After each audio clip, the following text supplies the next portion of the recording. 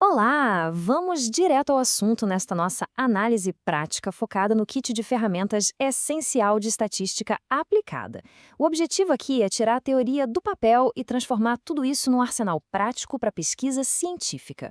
No mundo onde os dados ditam o ritmo das descobertas, entender estatística de verdade não é só ficar resolvendo equação matemática, né? É, na verdade, aprender a enxergar a verdade no meio de um monte de ruído.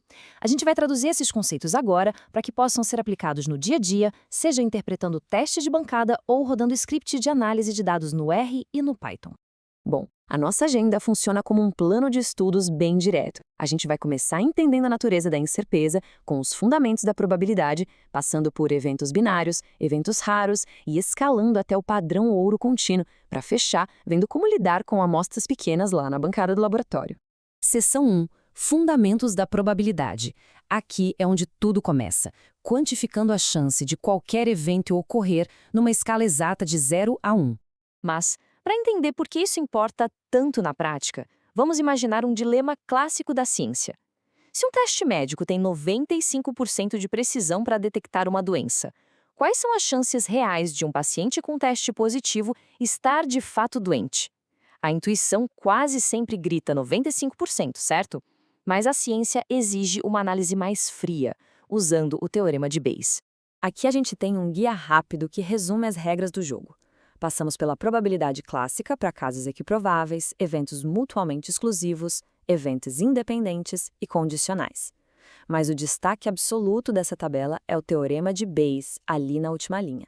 Ele é o que permite atualizar uma probabilidade inicial assim que novas evidências entram no nosso algoritmo de análise. Vamos acompanhar a lógica matemática por trás daquele teste médico. O passo 1 é mapear o que já sabemos. A doença é super rara, atingindo só 2% da população. O teste detecta 95% dos casos, maravilha, mas tem 5% de falsos positivos. No passo 2, a gente acha a taxa total de positivos, calculando os verdadeiros e falsos positivos juntos, o que dá 0,068.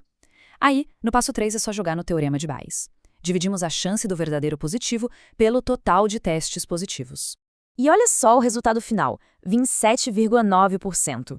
Parece loucura, né? Apesar do teste ser 95% sensível, a chance real de o paciente estar doente é menor que 30%.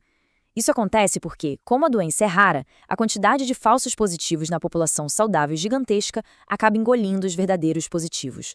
É por isso que o raciocínio bayesiano é o motor indispensável por trás de diagnósticos médicos complexos e filtros de inteligência artificial.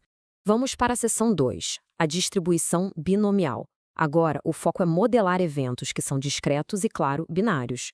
Para o experimento ser binomial, ele precisa seguir algumas regras estritas. Os resultados têm que ser de sucesso ou falha, com um número fixo de tentativas que sejam completamente independentes entre si. Se a gente for para o R, por exemplo, dá para usar a função dbinom para modelar rapidinho essas linhas de controle de qualidade na indústria ou a eficácia do grupo controle num ensaio clínico. Trazendo para um exemplo mais simples, jogando uma moeda justa 10 vezes, a chance de tirar exatamente 6 caras é de 20,5%. Mas na prática de laboratório ou calculando densidade cumulativa no Python, a gente quase sempre quer saber a chance de tirar até 6 caras, englobando tudo o que veio antes, e aí a probabilidade pula para 82,8%. Entender essa diferença entre a probabilidade exata e a cumulativa é o que salva muito o teste de hipótese. Seção 3. Distribuição Poisson. Como a estatística rastreia eventos raros num contínuo. Aqui tem um contraste crucial para a gente não errar a metodologia. Enquanto a binomial conta o sucesso dentro de um número fixo de tentativas, tipo os lançamentos de moeda, a distribuição de Poisson vai rastrear quantas vezes um evento raro acontece num intervalo contínuo de tempo ou espaço.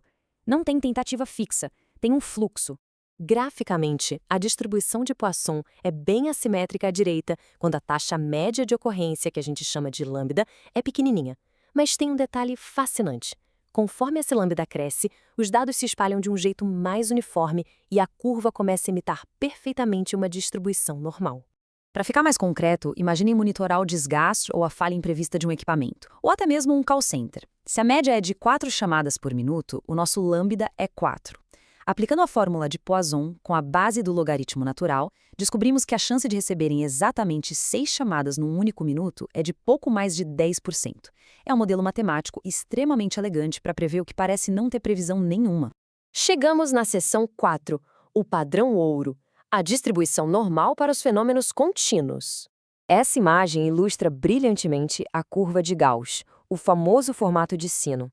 A beleza visual dela vem da simetria perfeita.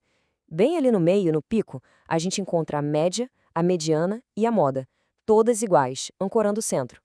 A esmagadora maioria dos fenômenos contínuos na biologia, na física e até na economia orbita ao redor dessa geometria. Para navegar por essa curva com segurança, a gente usa a famosa regra empírica dos 68, 95 e 99,7. Basicamente, 68% dos seus dados vão cair dentro de um desvio padrão da média. E para não misturar maçãs com laranjas na hora de comparar amostras diferentes, usamos a fórmula do score Z.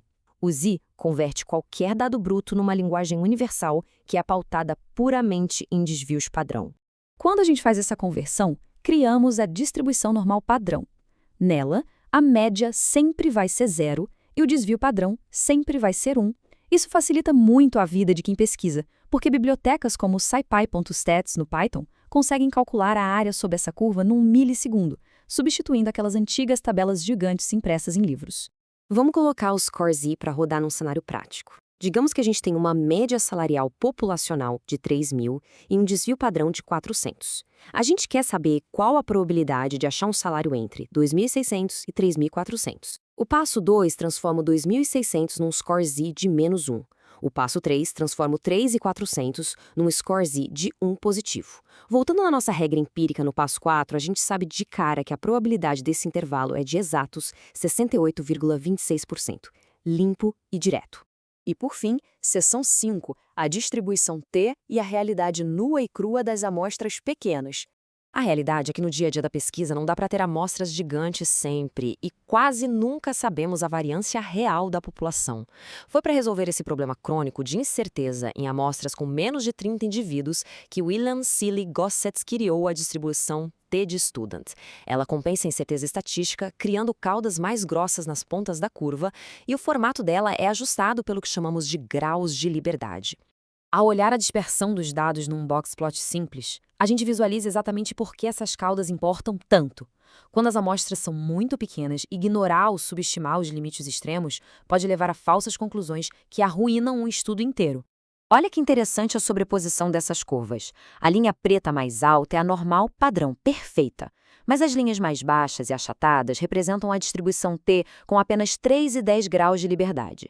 Fisicamente, elas nos mostram que, tendo pouquíssimos dados, a probabilidade matemática de encontrar valores lá nos extremos, nas chamadas caudas gordas, é significativamente mais alta. Para fechar com código e aplicação, imaginem testar uma média amostral de 72 contra uma hipotética de 70, com uma amostra minúscula de apenas 10 indivíduos e desvio padrão de 4. Aplicando a fórmula, a gente chega num valor T de 1,58. Com 9 graus de liberdade, a gente poderia jogar isso numa função como a t-test1sample, a Python, bater esse valor, extrair o nosso p-valor e finalmente decidir se a nossa hipótese científica para em pé ou não.